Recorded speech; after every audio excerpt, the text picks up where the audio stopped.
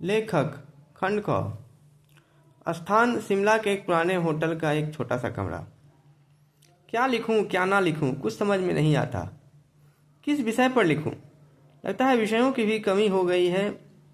गरीबी पर लिखा जाए। क्या गरीबी मुझे विचलित नहीं करती? क्या मैं संवेदनहीन हूँ? क्या मेरे लिखने से गरीबों का कुछ भला होगा? गरीबी जाएगी क्या? लिखने से गरीबी जाती तो 18वीं शताब्दी में ही गरीबी खत्म हो चुकी होती। क्यों ना स्त्री शक्ति और मुक्ति पर लिखा जाए। इस विषय पर सोचने मात्र से ही मुझे नींद क्यों आने लगती है। शायद मेरी अज्ञानता का दोष हो, जरूर मुझे काबिलियत की कमी है। चलो जाने दो, कोई बात नहीं। काबिल बनने के लिए सारी जिंदगी पड़ी है। सामाजिक क्रांति, यह अच्छा विषय है। क्या हिटलर, नेपोलियन और स्टालिन ने भी सामाजिक क्रांति का वादा नहीं किया था?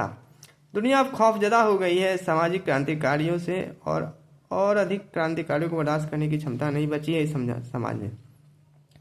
मुझे लगता है अब बुद्धिजीवी की तरह उल जलूल आलतू फालतू बकवास और बेकाम की बातों को बड़े ही विद्वतापूर्ण संजीदा तरीका से लिखने और बोलने की कला विकसित करनी ही होगी। इनके बगैर दुनिया कभी ना मानेगी कि मैं भी एक विद्वान और महान लेखक हूँ। मोटी मोटी किताबें लिखनी ही पड़ेंगी, भले ही पाठकों को उन किताबों को पढ़ने के बाद ऐसा क्यों ना लगे खोदा पहाड़ और निकला चूहिया का जीवाश्म। मैं ऐसा ना करूँगा। मैं ऐसा कर ही नहीं सकता। पाठकों की बद्दुआएं लगेंगी। वैसे भी मैंने जे कृष्णमूर्ति और कबीर के बतलाए राह पर चलने को अपना धर्म और कर्म माना है। कबीर तो जो बातें 2 पंक्तियों में कह देते थे, ये मूर्ख बुद्धिजीवी तो 2 लाख करोड़ पंक्तियों में भी नहीं कह सकते। जे कृष्णमूर्ति ठीक ही कहते हैं इन इंटेलेक्चुअल राइटर्स के बारे में। More frustrated they are, more they right.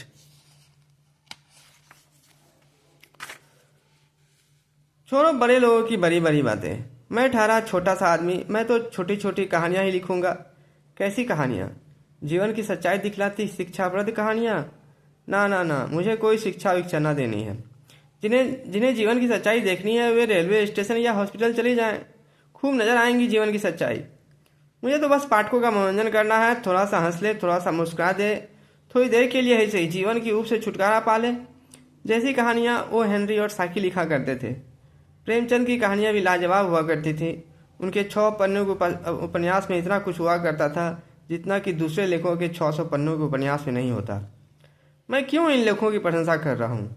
यही तो मेरे दुश्मन बने बैठे हैं। इतना कुछ लिख डाला कि मुझ जैसे छोटे लेखकों के लिखने के लिए कुछ छोड़ा ही नहीं। ओ हेनरी ने 381 कहानियां लिखकर 381 प्रकार के ट्विस्ट खत्म कर डाले। बचे हुए को साकी ने ढूंढ डाले।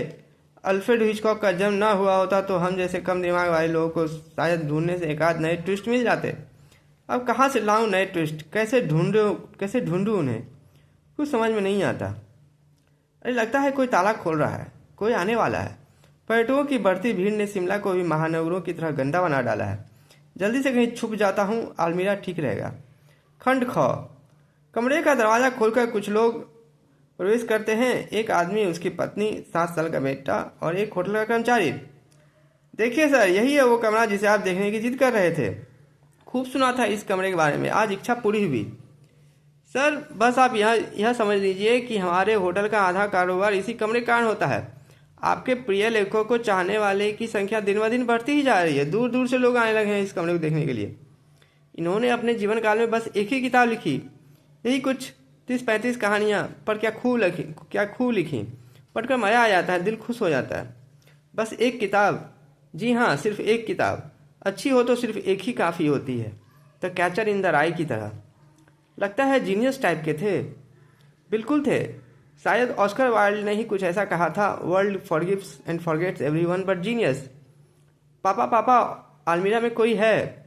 नहीं बेटा, कोई कैसे हो सकता है, कमरे में ताला लगा हुआ था। नहीं सर, आपका बेटा एकदम ठीक कह रहा है। छोटे छोटे बच्चों को कभी कभार दिख जाती है। क्या आपको नहीं पता? इस कमरे की प्रसिद्धि की एक वजह यह भी है। तुम सच कह रहे हो? एकदम सच सर। आपके प्रिय लेखक की आत्मा पिछले 30 सालों से इसी कमरे में भटक रही है। यही आत्महत्या जो की थी इन्होंने। चलो जी, अभी तुरंत चलो इस कमरे से। और एक पल भी ना टिकूंगी मैं यहाँ। घर लौटते ही आपके प्रिय लेखक की एकमात्र पुस्तक को भी जला दूंगी। एक बार उस पुस्तक की लेखक कहानी पढ़ते वक्त मुझे भी कुछ भूता सा एहसास हुआ था।